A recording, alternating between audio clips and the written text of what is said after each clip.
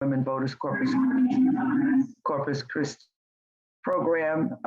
We are actually having this discussion on and for progress as a result of voter suppression. Not only that, but also this is Black History Month, and we are having our program in order to address some of the issues that Browns, Blacks, Indigenous, LGBTQ-I people, and people that are marginalized, the issues that they have.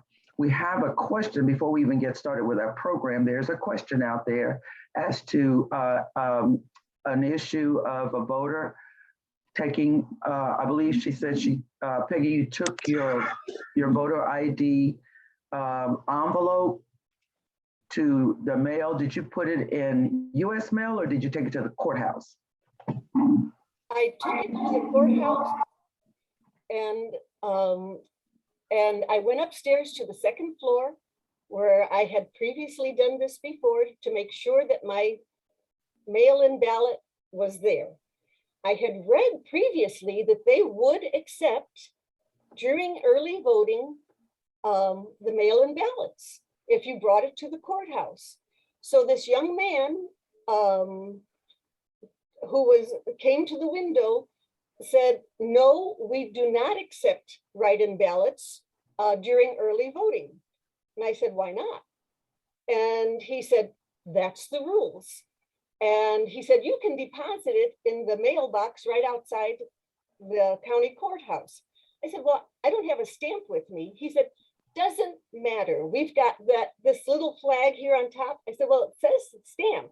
And he said, no. They recognize this as a mail-in ballot and they will forward it to us. So I did that. And afterwards, it didn't feel right. So I looked up, I Googled states that accept mail-in ballots without stamps. Texas is not among them. So do I go to early voting and vote again? Do I complain about, I mean, there where I am in the county courthouse, second floor, all these people inside were listening to this young man. Okay, Peggy, thank you for that. We have a voter, a precinct chair, Ms. Wooten, who can probably shed some light on that. And anybody else that needs to weigh in after she gives her answer or response to that can do so. Ms. Wooten, can you help Peggy with her issue? I wished I knew who that first of all, I wished I knew who that young man was so that I could go talk to Kara about him. However, she still can vote because you can have a mail-in ballot if you elected that you decide that you want to vote in person. You can still vote. I would suggest that you do that because of the fact that I don't know where the box is that you were talking about, you deposited. However, Monday, I can make a little trip around there and find out because I worked yesterday with the early ballots. Peggy, I'll get another answer for you by Monday. If you just leave your phone number where I can contact you, I will get you another answer. Okay, we'll get Peggy, get some answers for Peggy. The one thing I will say is I had a mail-in ballot last cycle, and I decided to vote in person. And you have to take the mail-in ballot. If you have it, you have to take it to the office and relinquish it in a box, and then you can go and do your voting in person. So that was my experience the last cycle. And that is correct. However, oh, I lost my thought. It's correct that you can take it in there, but you can if you have your ballot. Do you know if that was a U.S. mailbox that you put that in, Peggy? I know that it was a blue box right outside the courthouse, right on the right-hand side as soon as you go out the door. I believe that's isn't that a U.S. mailbox? Yeah. Okay. All right. Well, like I said, I wish I knew who that young man was, but that's okay. There's a few of them up there and I know them pretty well. So I'll just Monday morning, I will make that my purpose to get up and go find out what happened and what you need to do. Thank you. Mhm. All right. I'd like to, first of all, get the second start on our meeting here today. And I want to kind of give the mic back to Julie, who is our program chair, and she's going to begin our program. Ooh, okay. I tell you, the universe is so kind. It wasn't nice that that happened to you, Peggy, but how wonderful that Miss Wooten is here and we're all going to solve this problem together. And it's a real illustration of where we're at and why we are calling this Conversations on and for Progress. When Alice and I talked about it, I was troubled because we didn't want it to just be on progress because we made some, but we have so much further to go. And we also have been going back, and Alice has pointed out, and Peggy too, with her example of the voter suppression that we're having. But I wanted to introduce everybody also to our policy of the League. And we have a diversity, equity, and inclusion policy. And we are so blessed to have Alice as the chair of the committee. But I'm going to read that to you all to start out, just to set our tone. The League of Women Voters is an organization fully committed to diversity, equity, and inclusion in principle and in practice. Diversity, equity, and inclusion are central to the organization's current and future success in engaging all individuals, households, communities, and policymakers in creating a more perfect democracy. There shall be no barriers to full participation in this organization on the basis of gender, gender identity, ethnicity, race, native or indigenous origin, age, generation, sexual orientation, culture, religion, belief system, marital status, parental status, socioeconomic status, language, accent, ability status, mental health, educational level or background, geography, nationality, work style, work experience, job role function, thinking style, personality type, physical appearance, political perspective or affiliation, and or any other characteristic that can be identified as recognizing or illustrating diversity. The League implemented this policy in our DEI program in 2019 as part of facing hard truths about the suffrage movement and the League's origin. We were about to celebrate the 100th anniversary of the passage of the 19th Amendment, which gave white women the right to vote. We needed to acknowledge that the suffrage movement was not inclusive of all women, and neither was the League of Women Voters. The League deliberately created barriers for women of color to join and lead the organization. The women who achieved power through the passage of the 19th Amendment were reluctant to expand that power to non-white women. Black women had to fight for another 45 years. That's just unbelievable. To gain their own right to vote through the Voting Rights Act of 1965. We have made mistakes, and as we move into our second century, we are striving to do better, beginning with owning our own mistakes. Today's League needs to be more diverse, more inclusive, and more equitable. Here in Corpus Christi, while trying to recruit new members, and Sylvia works so hard at that. Thank you, Sylvia Campos, our Vice President of Membership. We've heard from many people that they thought we were only an organization for old white women, but we're not. We know our work is stronger when all voices are heard, which is why our panelist conversation are so important today. I would like to thank our DEI chair, Alice Hawkins, for envisioning today's event and making it happen, and for all the work she does in our community. And with that, I turn it over to you. Thank you. Very good, Thank you, Julie. Julie. Thank you.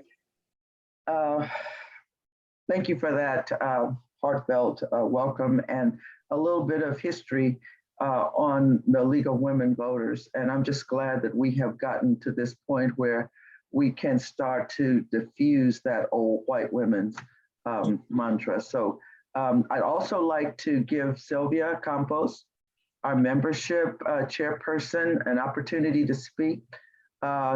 Sylvia has been stalwart in gaining and getting people interested and bringing people on board. Sylvia? Thank you, Alice. I just have to pause for Julie's words and wisdom because it needs to sink in. It needs to sink in, and we need to acknowledge our history because we can't go on if we can't admit our mistakes. So, thank you. As Vice President of membership for the League of Women Voters, one of the things that I, looked at was, what are we made of? What is the overall aspect of the League? And the honest truth is, yes, it is mostly white, upper middle class white women. But that's not our work. That's not what we do. That's not who we represent. Our mission is to, create a bigger tent, to be more inclusive, not just racially, but also economically. Sometimes, even the $60 is a lot. And so we need to address those kinds of issues as well. Our membership is 124 members strong, yay. And we want to, increase it even more. And we're hoping with these type of conversations, when we're honest and we have a mission, which is the mission still is to give everyone the right to vote. And it doesn't matter where you come from. Again, it may be cliche, but that is the honest truth. So one of the things that I just want to mention before we go on is I mentioned it to Alice is I heard the story of George Washington Carver and how he led his life, which is it was centered, in the universe, God, however you want to see it. And he was one of the few scientists that merged science and God. And I know this may be out of, the question here, but I like to center ourselves here with what we want to accomplish. And just if you can just please acknowledge that for just a second, what we want to do and that we're not alone and that we can do this together. So thank you, Alice. Thank you, everyone on the panel. I still want to have fun. And I do believe that we can accomplish all. We can be serious and we can be joyful. And I can't wait. I can't wait for these conversations. So thank you, Alice. Thank you, Sylvia. Thank you for those words of encouragement and words of reflection. And I think that's something that we all have to do on a regular basis is reflect and try to determine what is our goal, what is our project, where do we want to go, who do we want to be? And constant reflection on that kind of gives us an opportunity to refocus. At this point in time, I wanted to, and I also wanted to say that we are trying to spread our tent. We want a tent of people in our group. I wanted to begin also with some introductions for myself. I am Alice Hawkins. I am the chairman of the Diversity, Equity and Diversity and Inclusion Committee for the League of Women Voters. And I will be facilitating this roundtable discussion on and for progress. Our goals here today are to basically have an honest discussion to help others hear and understand the plight of Blacks, Browns, Indigenous, and LGBTQI communities experience.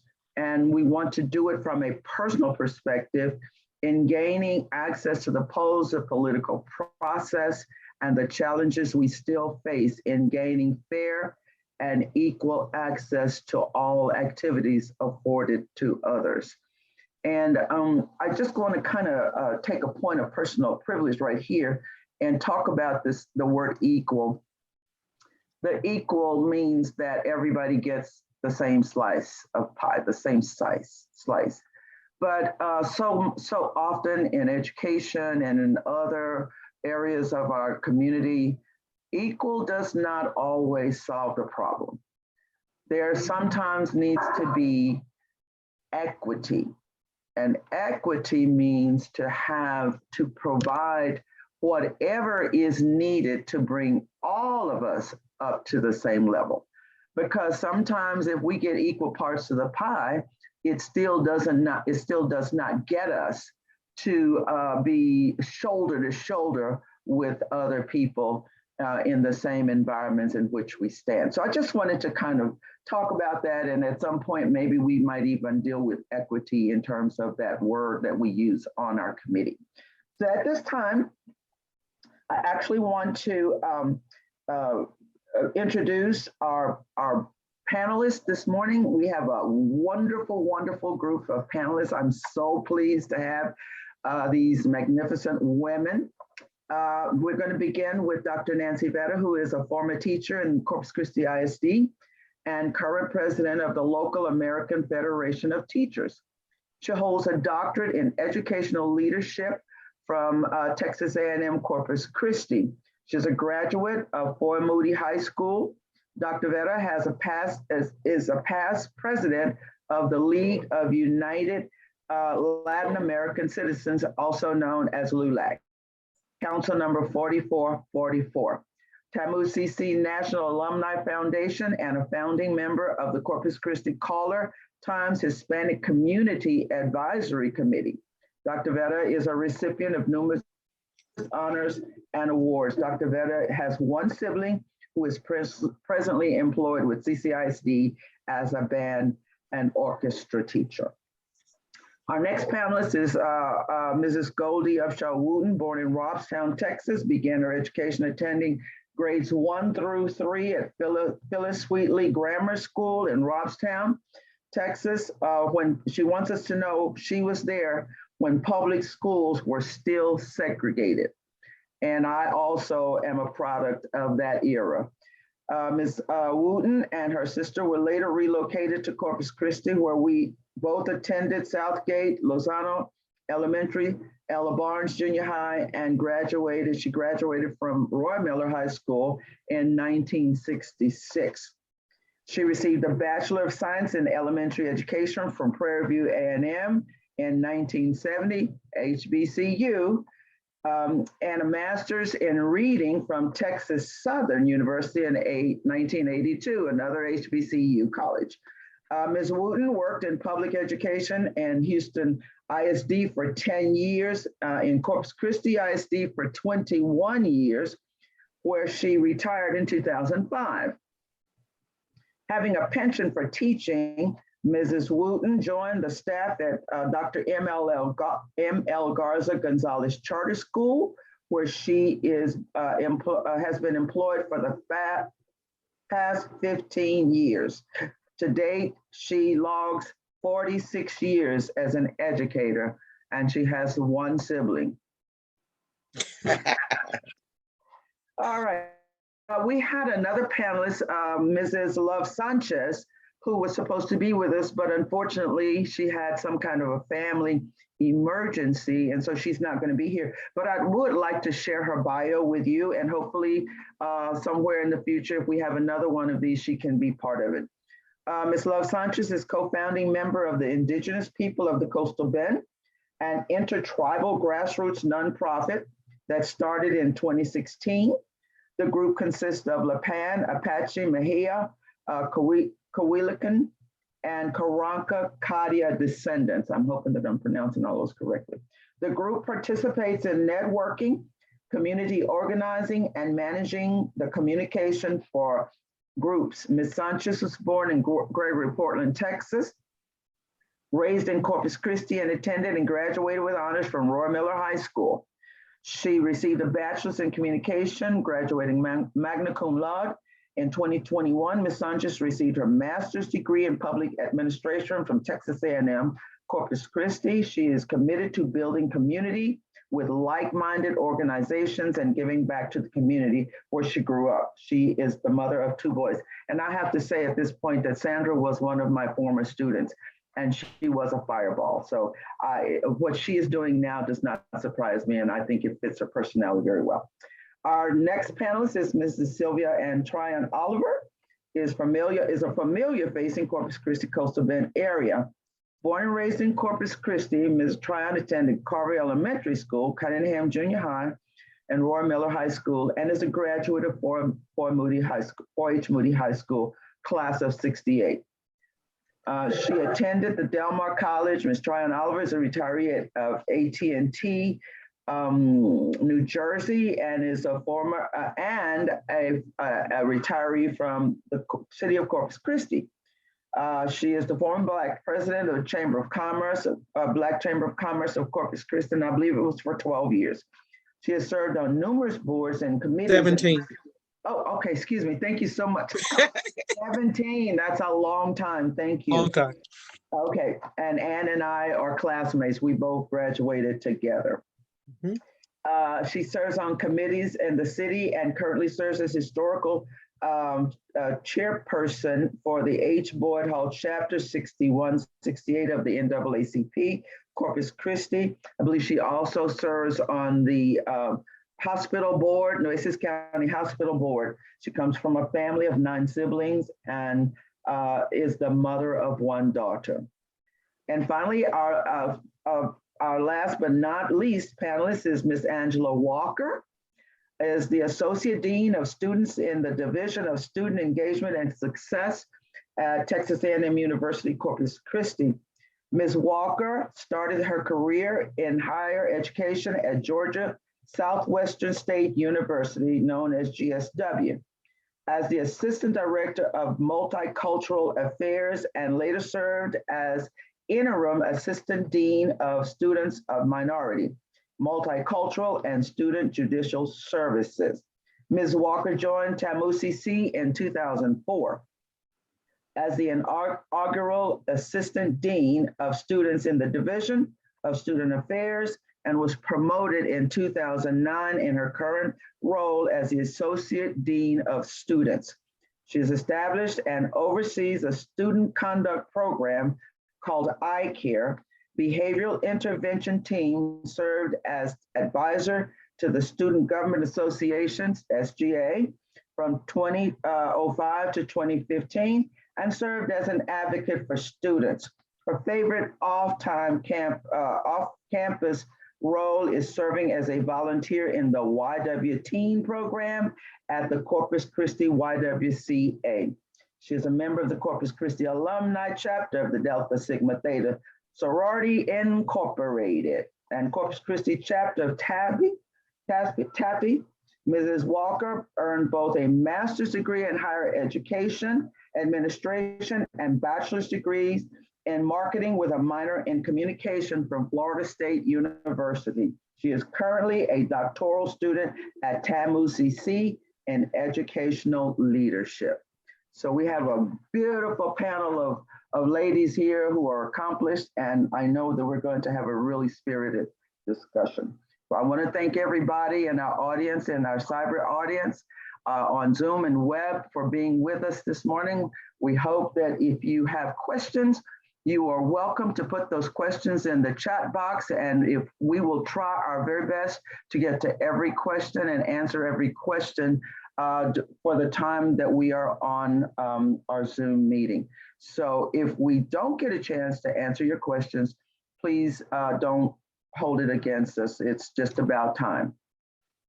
And at this particular time, I want to get started with our roundtable discussion. And as I mentioned earlier, this is about an honest and discussion.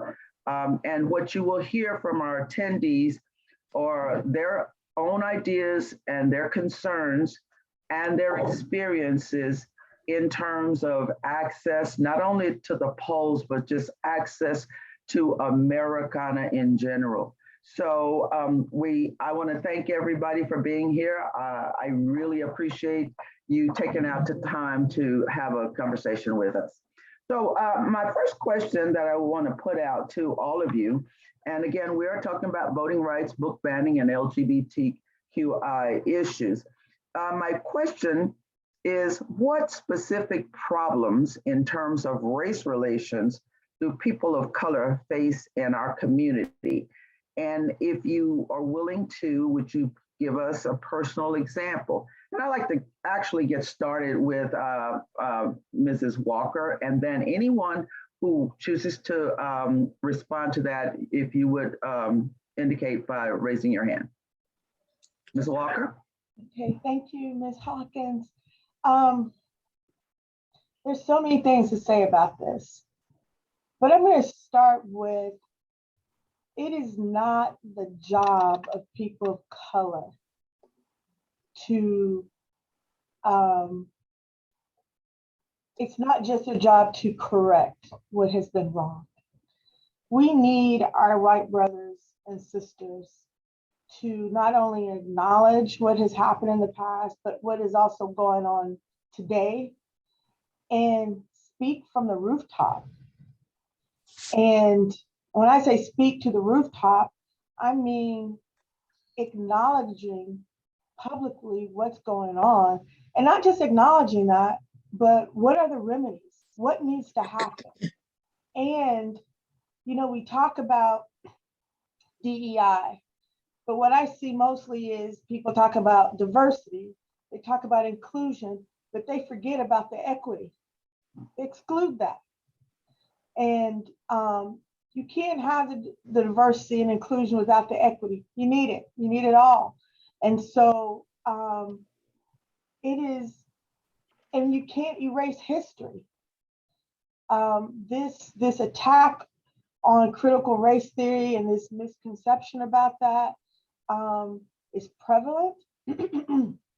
And, you know, to think that we can't talk about the Birmingham letters of MLK, you know, and all of these others, some things about even Dr. Hector Garcia, P. Garcia, like we can't really talk about that in the classroom. That is a way to erase what has happened in this country, deny what has happened in this country, to suggest that there's no problems, there's no issues. It's just a rhetoric. It's just, you know, infringing on, you know, I wasn't there when this happened. No, but you are benefiting, you have your privilege, and that's not being addressed. And so I just think that that we need people to not only say, yes, this is existing, but we need policies in place to enact those things that have been wrong and making them right. I will tell you that one last comment is, you know, those who say they're allies, I'm going to question you about that. And here's how I'm going to do that. If you say you're an ally, that means you are willing to take the hits that comes along with that. You can't be on the sideline pretending. When you are an ally, that means that you are going to voice the concern, that you're going to be out there saying this is wrong, this is what needs to be done, hold those accountable who are not doing what they're supposed to be doing. That's in the workplace, that's in the political arena, wherever. Speaking your authentic truth about that. And when I say hits, you know, in the civil rights movement, there were many white men and women who shed blood to fight for the rights of Blacks. If you're not comfortable with taking hits, and I'm not saying hits like, oh, shed blood, you know, you have to be comfortable where you are. But you can't say I'm an ally, but you don't speak up.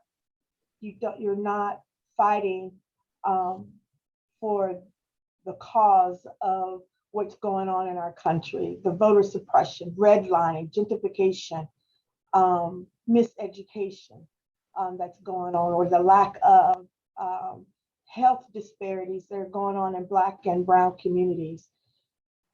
You got to speak up about those things and hold people accountable. So I'm going to just stop right there because I could go on and on and on. So.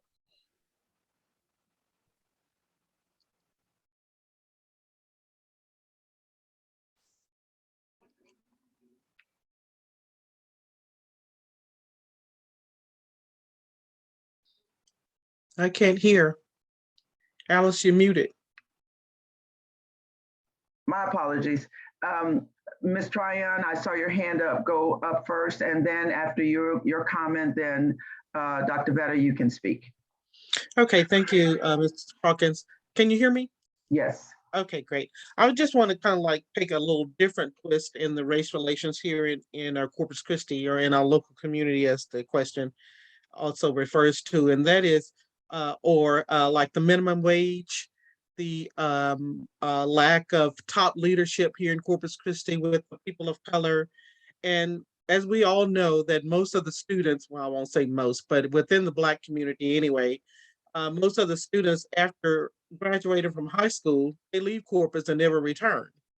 And that's one of the main things, is because of job opportunities elsewhere. Of course, Corpus will never be able to compare to a Dallas or a Houston, but they go there for more job opportunities and more opportunities in life in general. So even though Corpus has a very low percentage comparison to our other brothers and sisters here in Corpus Christi, then that contributes to one of the things why race relations, I feel, is very lacking here in Corpus, because we don't have anything to keep them, and especially with a salary, and especially even trying to raise a family once they do leave high school, that would be comparable to a much larger city. So I think it would be incumbent upon us at some point in time to try and find ways, or incentivize these students to stay in their hometown and to build families here. I, for one, as a personal story, moved to New Jersey, and I was nothing. I would say at this point I would say regret leaving, because I saw another part of the world and experienced different things, and so that's pretty much where we stand here in Corpus. They seek new opportunities, and it's driving them away. Dr. Vetter. Thank you, Ms. Hawkins, and thank you to everyone on the panel. What a great group. I think our main concern here is not only the right to vote, but accessibility to voting. I think that when they went ahead and started grouping the voting places, they left out marginalized groups, like, for example, the colonias, where people there who are poverty stricken and maybe don't have ready access to transportation have lost a voting precinct there. And we cannot vote in our precincts. We have to travel somewhere else to vote. That is a problem. Just the fact that someone today has already mentioned that when they tried to vote and take their ballot to the Nueces County Courthouse, and the person there who was in charge of the department, or whatever you want to call it, gave her misinformation, is a major problem. We cannot tolerate that kind of thing. And going back to, I think it was Ms. Walker, or it could have been Ms. Tryon, who said that that the accessibility to voting, and I just lost my train of thought, but who said that perhaps we need to speak up or speak out. The fact of the matter is, people who have suffered retaliation are afraid to speak up and speak out. That's why there are so few of us, because we have been oppressed for so long, and we continue to be oppressed. Whenever we have a woman, for example, speak up and speak out, they're immediately ostracized, or that hysterical woman, or that fool, it's that fool Nancy again, running her mouth again, and she doesn't even have her facts straight, when it's quite the opposite.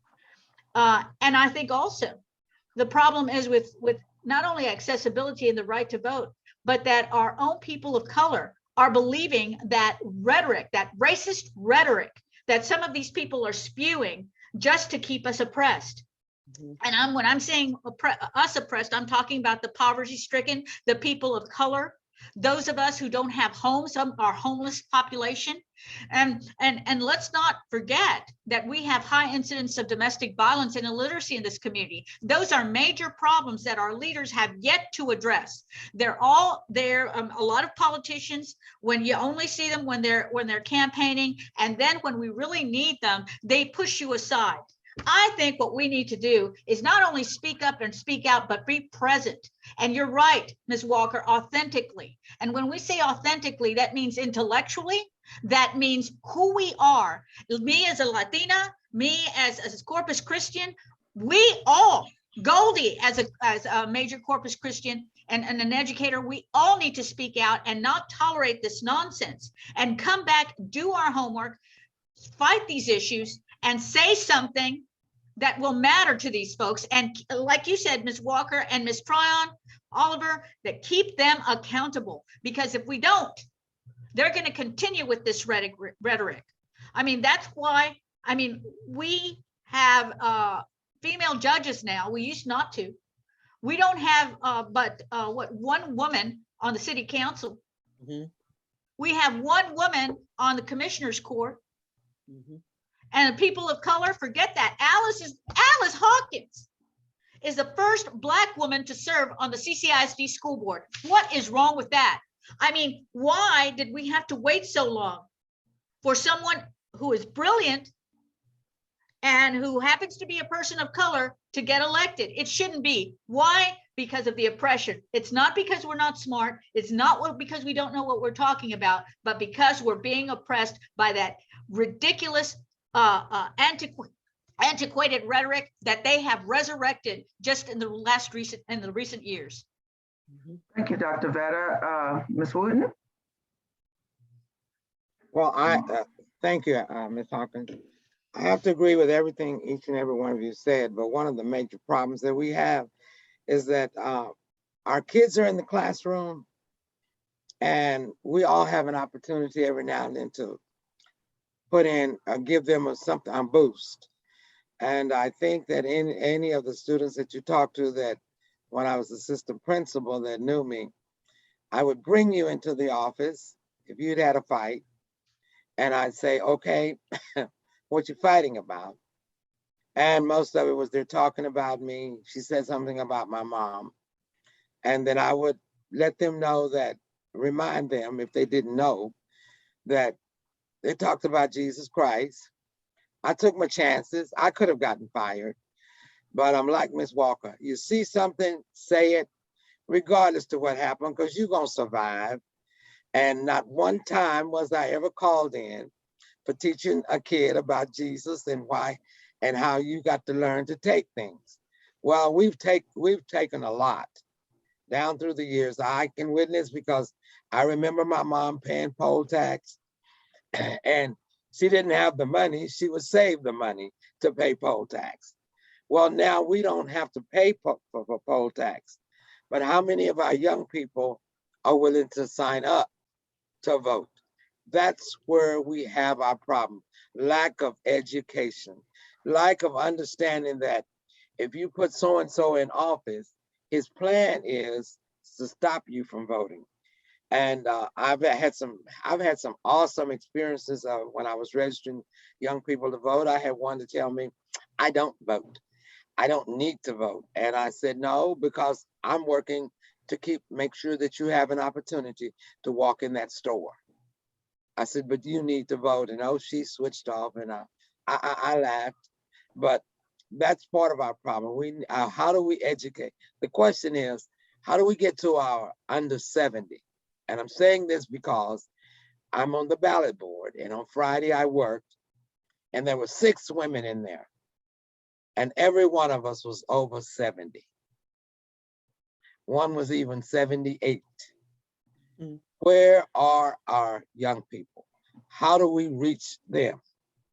And it means a lot to me. I get teary-eyed all the time. My sister can tell you.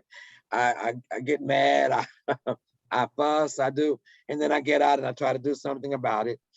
But where are our young people? I'm moving on. I need to be moving on out of the way. But on Tuesday, March 1st, I will be grabbing that big old machine and I will haul it to my car and haul it into my precinct and set up. And the only reason I'll have somebody young is because I got one granddaughter that's in college and she'll be here, and I'll snatch her up and say, you can get paid. Come on, let's do this. And so she'll do it. But where are those 25 to 55? That is something we've got to reach. We got to touch somehow. We got to touch them. Mm-hmm. And I know that was a rhetorical question, but I mean, that was a question that maybe someday we can answer. Thank you, Alice. We do rhetorical questions because it's designed to provoke and invoke thought. So that's good. We have Ms. Walker's hand up again, one more time. Yeah, I want to, I think, Rose. okay. I wanted to piggyback on Ms. Wooten, about the young people. They are disheartened. They have seen over the years, we're constantly fighting, and it seems like we're taking 2-3 steps backwards. The attack on democracy is ever prevalent, and we do need them. We need their votes. Their votes matters. Their vote should count. And even if they can't vote, we need to hear their voices. Their voices need to be addressed. I think that we need to assess how do we reach our students? And I don't have the answer for that. But what I do know is that we need to involve them in these conversations and hear them. We may have solutions from these young individuals. They're passionate about this world. They want better for this world. They want to see unity. And we saw a little bit, after the George Floyd massacre. I don't call it a shooting, a murder. It was a massacre on a life right in front of the eyes of people globally. And so we saw the global march against injustice. But I told my mom, I said, I'd give it 3 months. And we've gotten some backlash about that. And so where is still the uproar? Where is the global marches and discussions and things like that? I think we as older generation need to reach out to the younger generation, say, we need your help. And not only that we need your help, we want your help. And how do we come together and partner for all of the injustices that are going on in our communities, in our states, in our nations, globally? We need to invite them in and let them be a part, let them be not only invited in the room, not only invited at the table, but invited in the conversations and solutions. Because I think there's that divide there, and we got to find a way to come together because this is going to take everybody. Thank you. Yeah. So thank you, Ms. Walker. This is an excellent conversation. I'd like to move to another similar topic that has similar components. Recently, the newly appointed president of the NAACP, Mr. Jeremy Coleman, has been receiving death threats. And as a person in a highly visible office, you guys, why do you think that we are not talking more publicly about this idea of death threats to one of our leaders? Why is this not being addressed in the media and other high-ranking officials? What can people do to be part of elevating the conversation. But before we get started, Anel is indicating that we have some questions from this last segment. Anel, would you go ahead and ask those questions, and to whom whoever would like to respond can do so. All righty. I'm getting up to the top here. Okay. The first one, I believe, is more of a comment than a question, but you may want to address it. Margaret Peggy Duran said, I saw a Black man walking down the sidewalk with his son to go to school. He saw us and actually got off the sidewalk. I told him, no, the sidewalk is for all of us. I hurt to see how nervous our Black neighbors are, probably due to past experiences of racism. Before I go on, does anyone want to address that, or? May I address that? My concern there is, I'm hoping that the young man was being courteous as opposed to feeling obligated to get off of that sidewalk. That's all I have to say about that. All right, the next one is from Sally Ferris. Sally says, I just read via the Texas Tribune that Dan Patrick, Texas Lieutenant Governor, will push a law to fire any higher education professor or instructor who teaches CRT. We all know that's critical race theory. I realize the league is nonpartisan, but it is clear our state is being led by a political party that is anti-democratic, without commitment to democracy, and holds deep enmity to critical race theory. In view of the league's nonpartisan stand, how do we in the league combat a party that is against democracy and on its face racist? May I just add to that? Also, I heard that story, and the bottom line on that is it's designed to get rid of being, what is that word that they call professors? Tenured. They're trying, that is the bottom line, and the back door to that is to eliminate that level of being tenured. And we know that when a professor is tenured, no matter what that individual's thoughts are, or the expression, or the writings or the beliefs, that that individual cannot be fired from a university. And that is part of getting rid of tenure, because when you are tenured, you can have your own personal thoughts and you can write about them and put it out there. So at this point, I will defer to whoever wants, if anybody wants to respond to that. If not, we can move on. Looks like Ms. Walker, your hand is up. No, Oh, okay. That was from past. Okay, so Wait. Oh, goodness gracious. Just go ahead. I'll try to make these quick. Okay. This is from Chris Garcia. Ms. Walker, the league is proud to partner with the Y on various events. So glad that you are involved. How has your involvement with the YWCA Y Teens given you a platform to share your views with young women?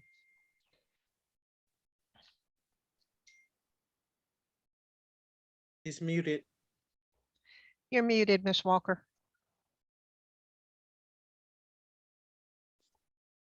Sorry, it was a little technical difficulties. I know what I try to do when I'm speaking to the young ladies is, first of all, build up their confidence and their boldness in who they are, and let them know that that they can achieve anything.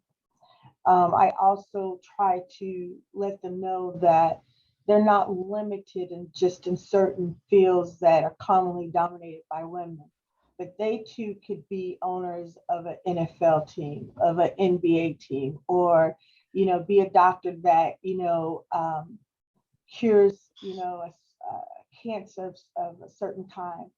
I think we have to empower them and empower them even at a young age.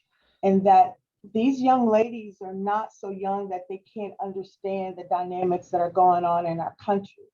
And so talking to them about voter registration and what that means. They may not be able to actually vote because they're not of that age yet, but helping them to understand why their vote matters and how they can be involved in civic engagement in their own communities and connecting with other young people. I think that's how we should do it. And that's what I try to do when I go and speak to them, that they don't have to just perform in the classroom, but they can get involved outside the classroom. Thank you. Okay, all right. Coming back up. Sylvia, and I believe she's talking to Sylvia Tryon Oliver. This is again from Chris.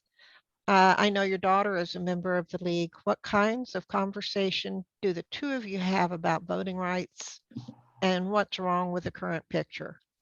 Does she feel hopeful about her future? Well, my daughter is always a positive person, so she always thinks about a future positively. What's wrong with the picture is that we don't have enough, and I don't think that it'll ever be enough, but I don't believe that we have a strategic plan enough to cover all of the students who are coming up, regardless. And we can't start at college level. We have to go all the way back to through the learning curve, through the young ones, and then bring them up through the college arena, on to helping to become more adequate adults, young adults, having them involved in the civic engagement as Ms. Walker was talking about. So it's a matter of how we, as the older and the seasoned adults, relate to them in order to bring them forward. So the voting rights, we have to continue to make sure that everybody is aware that it is a right. And you may choose to use it or you may choose not to use it, but it is one of your rights.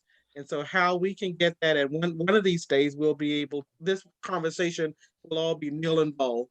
You know, at least that's the optimistic way to think about it, that it's a null and void at some point, that everybody's going to be able to vote. Thank you. Okay, just a couple of more, I think. Goldie, how do we reach the young people in our community? What's on your bucket list regarding this topic? Well, my best way of reaching them is when I snatch one up, I see them and I talk with them. And because I become so emotional, voting, the voting rights and voting is it's one of my, it's real deep. It goes real deep because, as you all have mentioned, Alice is she's the first Black female in Corpus Christi to ever serve on the school board. And it hits me real good, real hard in the heart, because when we grew up, we did grow up in segregated schools. We moved to Corpus and we were able to go to school with the Nancy Vettas and the Tory Burks. However, we were still not accepted. We were, I was number 31 in my class, but no one knew that because that was not important. That was not put out there. The counselor didn't talk with me when I prepared to go to college. And we still have that same problem in our education system today. And unless you are one of your parent is one of those that's knocking at the counselor's door every day saying, what rank is my daughter? What rank is my son? There's nothing happening. So I think that those of us that have gotten gotten to this point, we're just going to have to start rounding them up. We're going to have to go out there and start rounding them up. And we're going to have to start talking with them. I'm a member of Zeta, Phi Beta sorority. And that's one of our, right now, that's one of the things that we're getting ready to initiate, or one of our initiatives, is to reach out to the young, well, right now it's the young Black females. We're going to reach out to them and see if we can't get them to understand and to get a burning inside to become active. You know, I mean, if you have to get ugly to get active, that's fine. But I want to remember what one of them said. We want to get into good trouble. And if we can get into some good trouble, I think we can get our young people to get busy. But as Sylvia said, once our kids graduate, they don't want to stay here in Corpus. They're out of here. And I'm even guilty of that. That when I graduated, I came back and tried it for 2 years, and I was out of here. I spent 15 years in Houston, but then I got that urge that I needed to come home, and that's why I'm back. And we will have some that will return after they go and, as they say, make a name for themselves. Then they'll come back. In the meantime, we still got others here that are just dying on the vine. And I'm gonna stop right there because I've gotten emotional already. I'm gonna stop there. Okay, I have three quick statements, and I won't. Okay. Here we go. Starting with Peggy Duran, perhaps we need to talk more about joyful activists, as Sylvia Campos noted. It's so easy to become disillusioned. That's a statement. Sylvia Campos, we need to reintroduce civil participation in school. It should be part of the curriculum. Then one last statement from Julie Rogers. Since a lot of the reason I'm reading them is because that they're mainly going to host and panelists and not to everyone. So the League is pro-democracy and believes critical thinking and teaching history is a deterrent to democracy. I don't think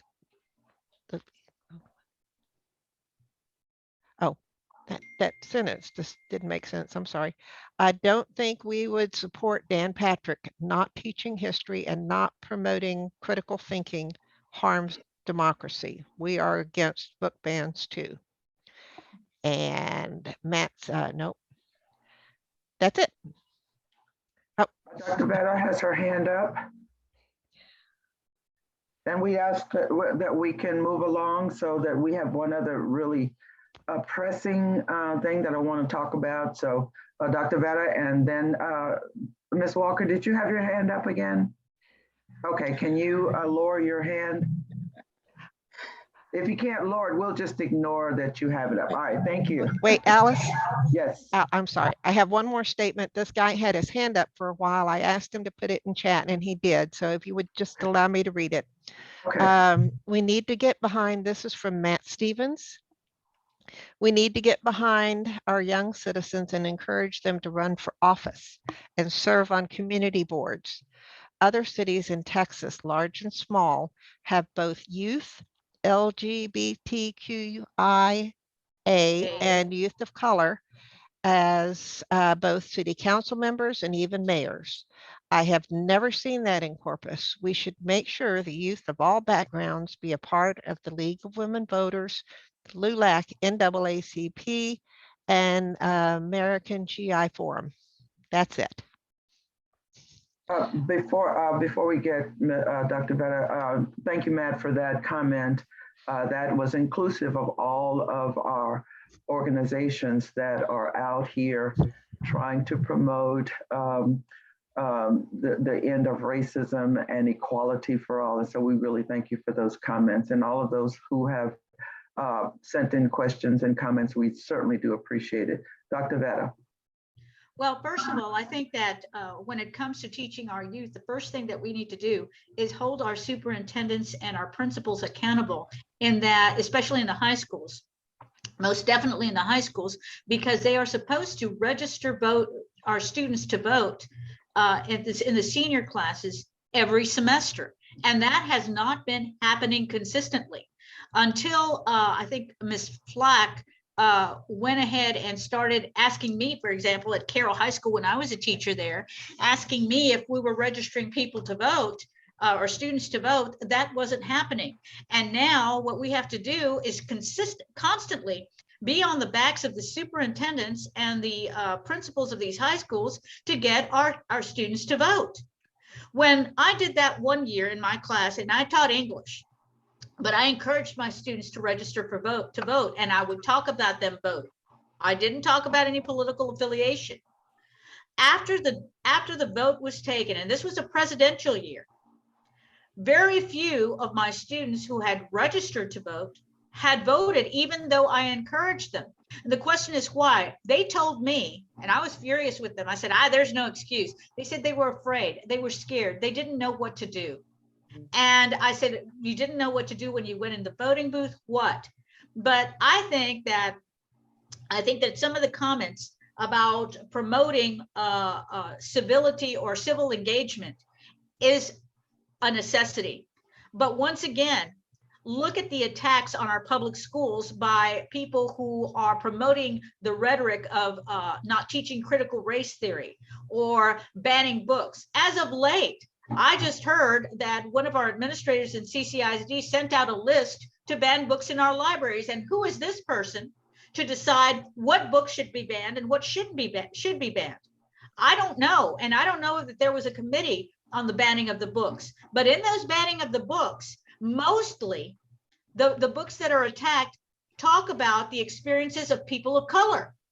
I have a big problem with that. And until we start adjusting and holding our public officials accountable, they're going to continue to oppress us. And not only that, not only are they going to oppress us, they're going to do away with public schools so that these charter schools will take over. And if you want to see rhetoric or brainwashing of our students, then you just go ahead and allow our public schools to turn into charter schools, and you'll see just that. I think that it's our responsibility, if we're on this chat today, if people are listening now, to speak up and speak out. I know that at the school board meetings at CCISD, and Alice can back me up on that, we have people talking about banning critical race theory in our schools, in our public schools, even though we don't teach critical race theory. We have people saying that we're teaching all sorts of nonsense regarding sexual orientation and all of that when they don't know the facts. But it's taken, we take their word apparently at our current school board. Now, our current school board isn't that diverse, except for lone here, Alice Hawkins. We don't have a voice. And the question is, why are we allowing that to happen? And why, and don't we realize that this impacts our children, and our children are watching us? And if they see us do nothing, then they'll do nothing, regardless of whether they leave. What about the ones who stay here, who can't afford to leave? Or can't afford to leave, but stay because they feel that they can contribute something? What opportunities are we giving them? And I think I applaud the fact that right now we are in the works to put together a coalition among the NAACP, LULAC, and the American Federation of Teachers and Black pastors to see if we can put together a slate of folks who can run for our city council in the upcoming election, city council and school board. And we need to do that with all the entities, and we need to get our children involved, and that's good. And it's good if we go and bring our children, our daughters and our sons in, our nephews, our nieces, and get them involved. That's where we start, at home. Thank you, Dr. Vetta. And that last statement is so important. Everything that we do starts at home. And so maybe that is another spot where we need to shed some light on what are we doing at home to help our kids become part of the process. All right, I think we're ready now to attack this, or not attack, but have a discussion on this idea of the threats I read to you a minute ago, and I'll just read it again. Recently, the newly appointed president of the NAACP, Mr. Jeremy Coleman, has been receiving death threats. And as a person in a highly visible office, why do you think we are not talking more publicly about the situation? Why is this not being addressed by the media and other high-ranking officials and platforms? What can people do to be part of elevating the conversation of death threats against our elected officials? Would anybody like to start a discussion on that? Why do you think this is not being captured in the community, Ms. Tryon? Okay, first the death threats with President Coleman.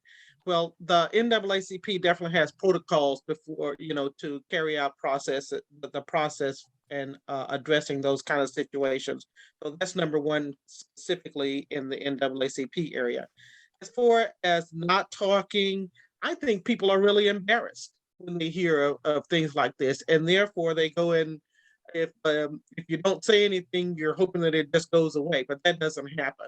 So I'm thinking that that the way to tackle this, if you see something, say something, which has already been alluded to on other conversations previously, to the media, however you get. Hey, everybody's on Facebook, so you have to target those people who are doing these things, and embarrass them as well. So I mean that, just like the schools, started February the 1st, where all these bomb threats with the HBCUs, So it's gonna all it's not blatant. So you just have to be aware of these covert operations as well. So I don't know how we're going to be able to really stop it, because there are going to be some pockets here and there that's going to be able to send those threats. I don't know if the police ever really gets involved in each one of them. So it's really a mystery. How do you really resolve it? But for as the NAACP, I know that they have a process, and then it has to be worked up the chain before they do anything about it.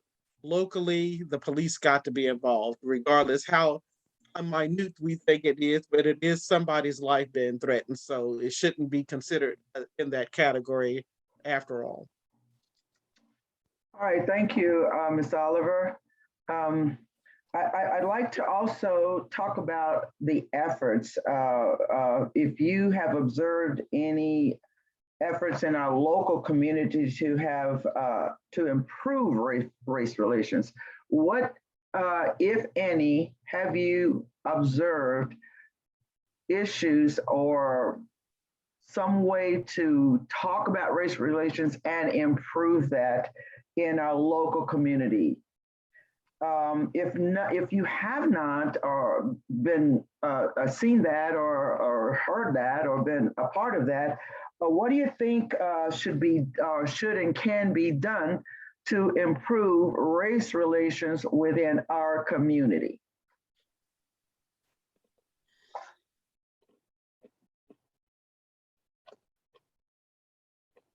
Ms. Tryon, is your hand up from the last question? It is.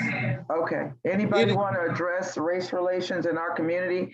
I know for a fact that when we talk about race relations, I may want to throw out that sometimes parents of children, especially Black parents who have Black boys or males in their families, that there are problems when it comes to policing. So could anybody speak to that in terms of race relations? Policing, I would say for policing, we started out having a few months ago before COVID really hit. The CCPD would have town hall meetings at local churches, and our pastors would come together to discuss community relations with the police. And they were very informative. So it was the things that, so it's those little things that wind up being bigger things in order to help the community realize what police are doing or not doing, should be or should not be doing. So, and it's actually just trying to get that bond and making sure that everybody's in lockstep. So of course, like I said, because COVID hit, then it kind of like lagged a little bit, but I think we're about to get that started all over again. And another thing I'm thinking that with the city and the county, we need to hold them accountable as to how we can add additional commissions or boards within their organizations and have the right people at the table. And not is not necessarily just at the table anymore, but having a voice. And because 9 times out of 10, rules and regulations are made without the proper people there in the first place. And then you're imposing something that you're expecting an outcome, and the what you're expecting is not necessarily good or will benefit the ones who's going to be impacted. So you're having to have a seat at the table at all times when you are discussing race relations with people of color and anyone else for as that goes. Thank you, Ms. Oliver. Ms. Wooden, do you have your hand up? Yeah, it wasn't an accident. I have my hand up. Okay. I would like to refer back to when we had Police Chief Simpson, unfortunately, who passed away. But at the time that he was chief, the very thing that we're talking about now, he was trying to get in place. There is known as neighborhood policing. And I remember when my oldest boy was, I think he was between the age of 10 and 13, that the police officers that we had in this neighborhood where we lived, everyone knew them. They knew our children. And it was kind of like if a police officer saw one of, especially my oldest boy, he would say, hey, I'm gonna let your mom know what I saw. And it put him in check. And he wasn't, the police officer wasn't ready to grab him and throw him to the ground and put a gun in his face and things like that. Well, after Simpson, I have to say that we're going back to that old habit of what we had 30 years ago. A black young man walking down the street, grab him, throw him on the ground and say, okay, you did this, you did, because I observed it. I know it for a fact. Was stopped and thrown to the ground for walking in the street when the cars were on the sidewalk and blocking the walkway.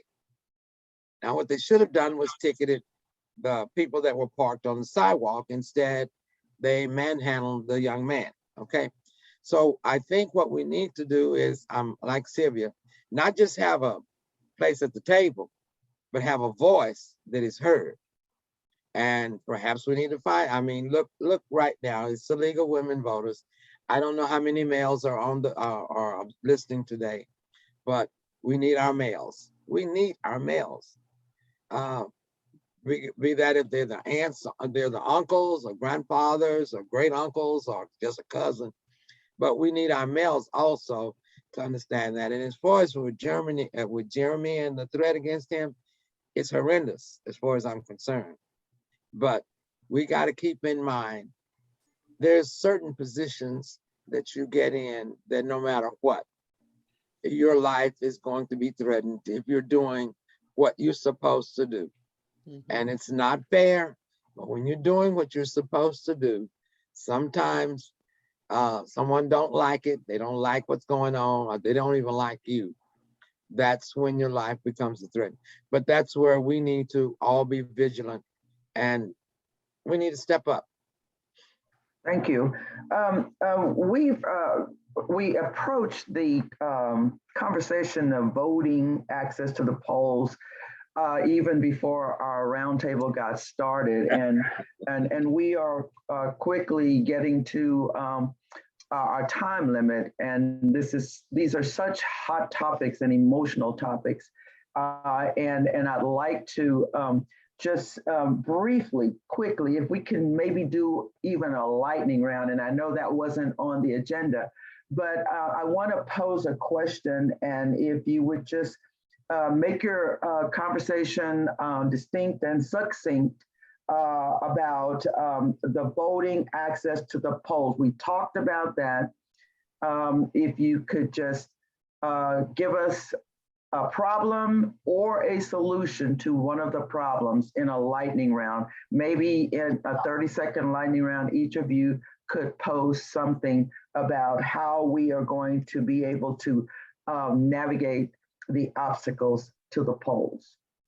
So could we just start with Dr. Vetta, 30-second comment, and we'll just go across the board.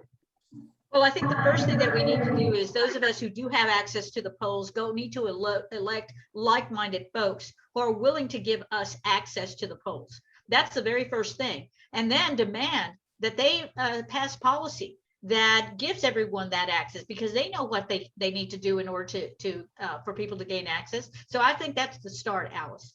Thank you.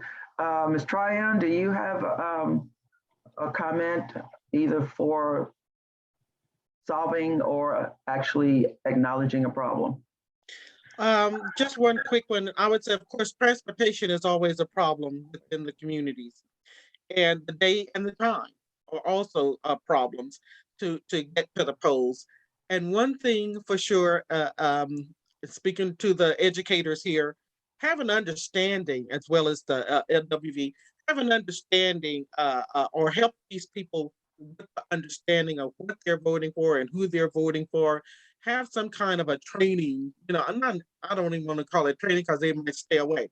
So it's just a matter, just a briefing to the community to say this is not trying to encourage them one way or the other who to vote for or not. Just giving them information so that because we can put brochures in their hands, we can put brochures in their mailboxes, we can put brochures up to the yin yang.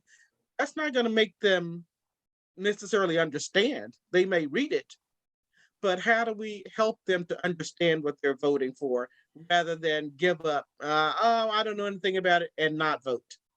So that's the only thing that I'm thinking about, helping them to understand the process and what they're voting for in addition to transportation. Ms. Walker? I think the word I think about is consistency. And so I think that we need to consistently be in the faces of our constituents that we're serving. And I agree with Ms. Oliver in educating.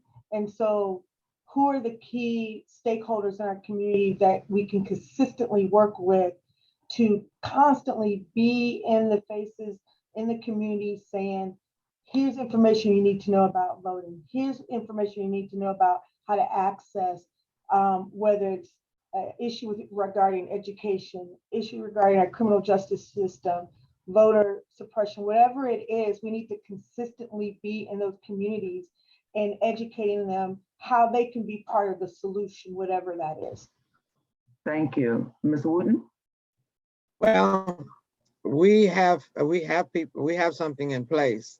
When we elected our mayor and our city councilman, the policies that they developed and they passed are what's keeping us from, I think, being effective in our voting. Because I see a question about the RTA, and they should be able to transport people to to polls. It should be set aside. They should have something that says, all those that want to vote, meet at Tarleton and Greenwood at 9 o'clock, and we will take you and we will pick you all up. But we don't have that. And that's something that I think would help a whole lot, is that if we had that. For example, I would love to transport people, but guess what? I can't transport on primary day because I'm stuck in the precinct, making sure that when they get to the polls, they can vote. But if we could find a way to maybe go to city council meetings and voice our desire for things like that, I think we can do a little better. We could do a little better with what we're doing, because we can do better. Thank you.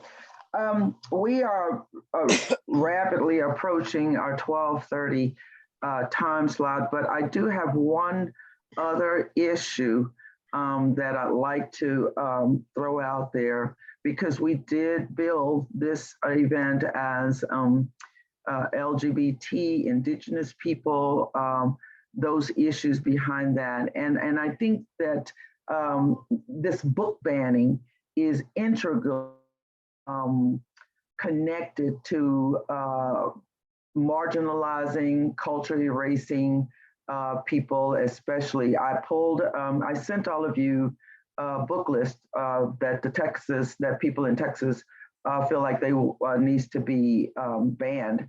We're not talking about books, because Fahrenheit 460 is the one, is Ray Bradbury's story, talked about burning books, but banning books is just as egregious. And I saw some of these titles, and I haven't read these books. And the people that were pushing to have these books banned raised certain issues. And what I saw in that list of Texas book bans, books on the chopping block, many of them had to do with the LGBTQ-IA community and children talking and memorializing their experiences in books and things like that. And that was the majority. Now, again, I haven't read those books, so I don't know what these parents are raising, if really the issues that the parents are raising are adequate or is something that needs to be dealt with. But that's happening, and it's happening across the nation. So one or two of you, if you would like to speak to that, we'd like to ask you to kind of make it short, but be specific, because this is a huge problem. Not just book banning because of LGBTQIA, but because our democracy hinges on educating and talking about critical issues. Dr. Vetter, did you have your hand up? Okay, we have a couple of more minutes. Could you just speak to that?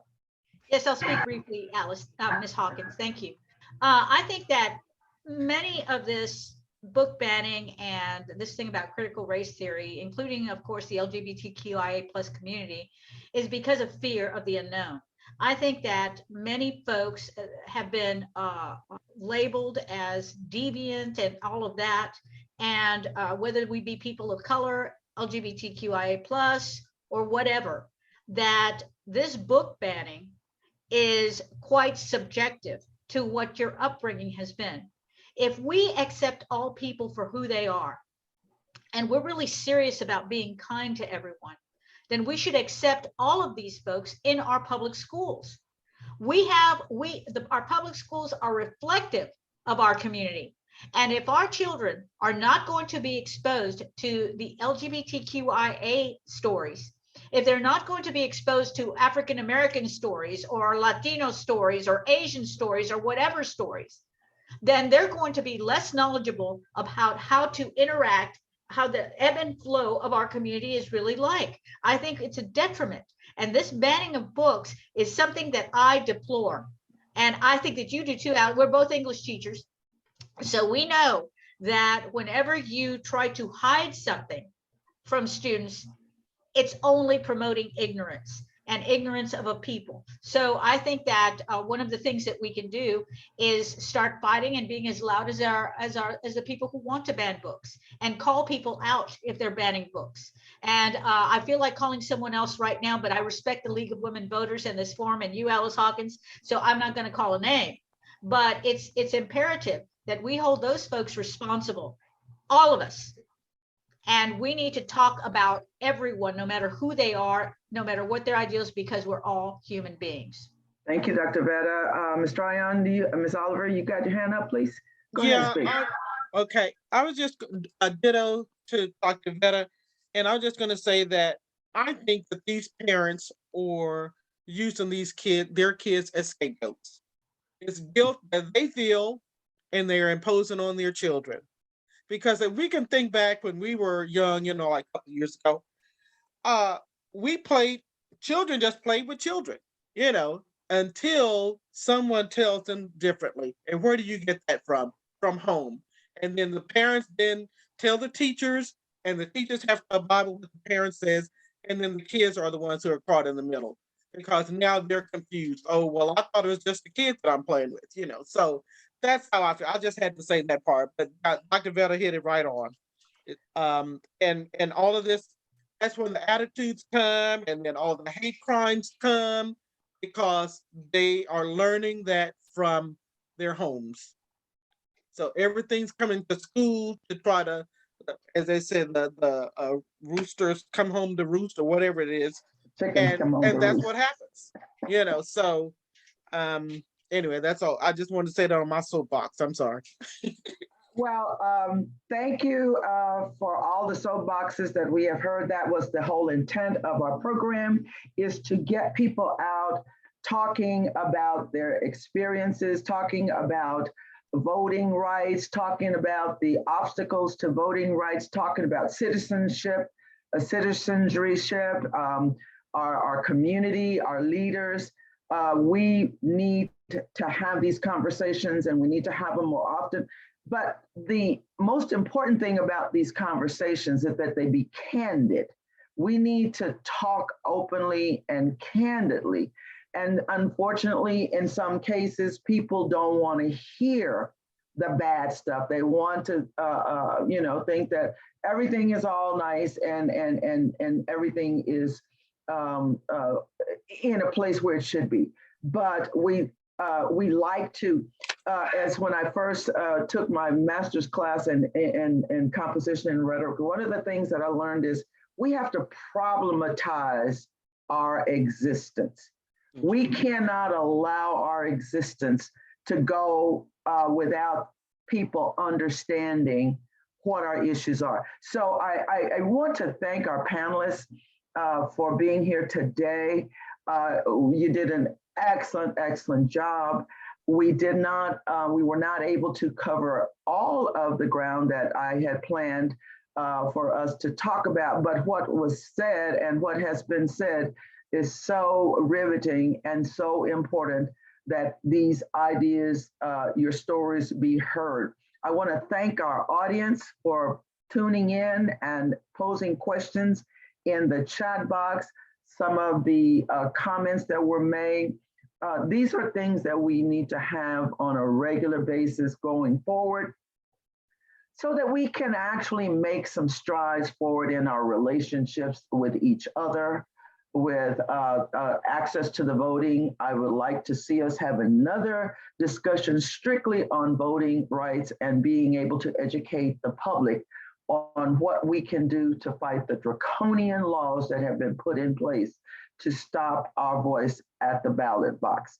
So again, I want to say thank you to the panel. You were awesome. I want to thank our members out in cyberspace, all of those who tuned in. I know we weren't able to get to every single thing, but what we have heard and what we have seen and talked about is so important that we get those ideas and thoughts out. Thank you to everybody on the line. If there's any parting remark that anybody wants to have, please do so, if you would be brief, so that we can stop our video on time and people can go and do their things. Anybody have any parting thoughts? Good job, Alice. Thank you. Julie? Thank you, Alice. Hey Thank there. you. Yes, thank everyone so much. I will be reflecting on this long term, and I won't just sit on it though. We all need to move to action. I think that's clear. That came out of that. We see something, say something, but also do something. Okay. We had talked, Alice and I have entertained the idea of having a series of conversations. So we'll continue to discuss that, because I think this is very helpful. And I appreciate all the time that you have given us. It made me think the book banning, there's lots of thoughts going on with me right now, but I'm thinking, and voting, I'm thinking about representation and how important that is. Because when you take those books away from readers, you're taking away their representation. You're just taking away who they are. That's all the book is about people and who they are.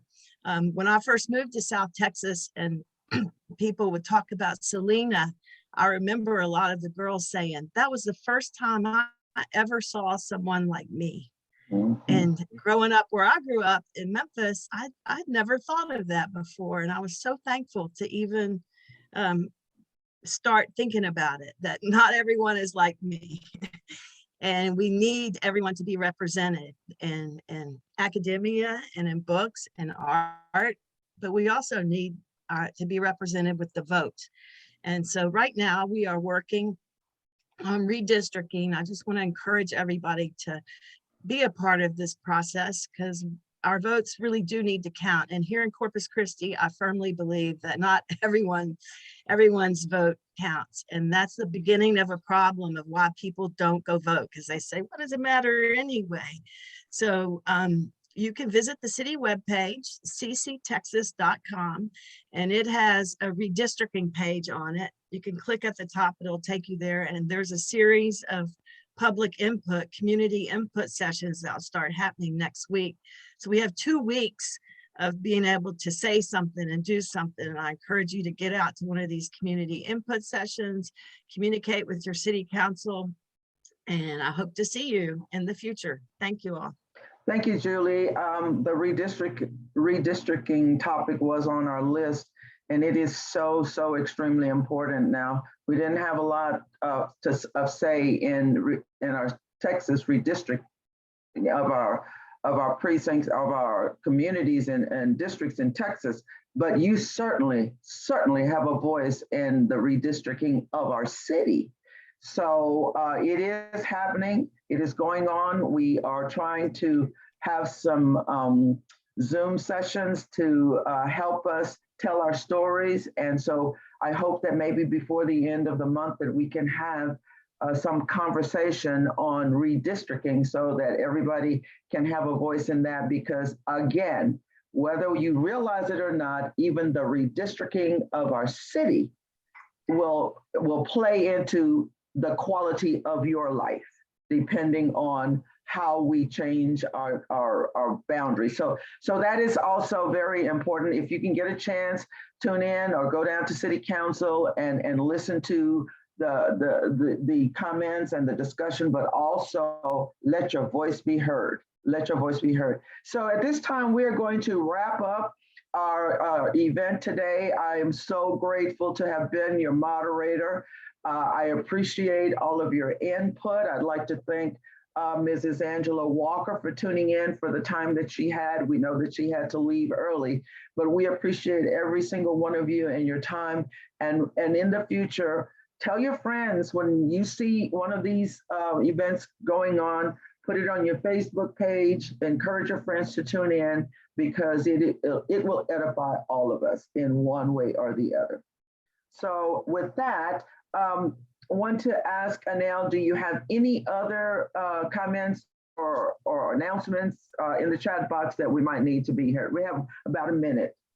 Matter of fact, we are 1 minute over. Anel? She might be muted. Yeah, if you are talking, you are muted. This is Julie. I just want to remind everybody that we'll post this up, and that's one way you can share the conversation with people. And I think Anel, I hope, is unmuted, and she'll talk about the March. That's a really important event that we have coming up. Anel? Thank you. I am here. I was putting something in chat. When I hit my space bar, it just started running off the side. We do have the March for the Vote coming up on March 5th, celebrating the 1913 March, Women's March on Washington. There were thousands of women, and when we get to owning the history, there were a lot of different races and communities involved. Like you said, there were a lot of Black suffragists, and they helped to get this movement going. But there were also Hispanics and Asians and Indigenous Americans and all of these women who were a part of the movement but were not included once the vote was actually passed. So other than that, let's see, I have two things here in chat. If you want to look at them, Debbie Noble put a link. A link, thank you, to, fortunately, it just goes to the host and panelist for the March, which is our LWV-CC TX clubexpress.com. That's for the League of, that's the website for the League of Women Voters. Other than that, we had a couple of comments from Paula Brighton, encourage young people to attend in the district where they go to school. The League also has, and I'm putting this in for the purpose of the recording, the League of Women Voters has a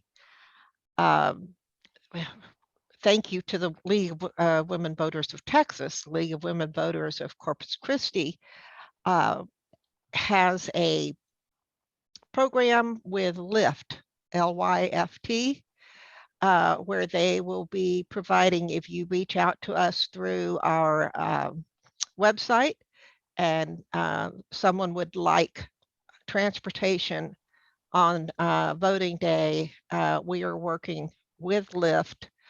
We have coupons for people that need a ride to the polls. Please contact us. That's it from me. Thank you. And thank everybody again. And we hope to see you really soon.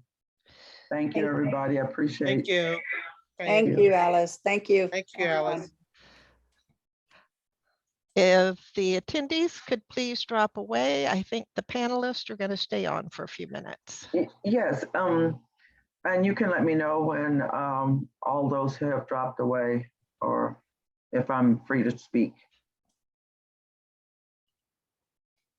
Now. I'm coming, hold on. Okay. Guess we stopped the recording. Yes, doing that as well. Just a second. Stop.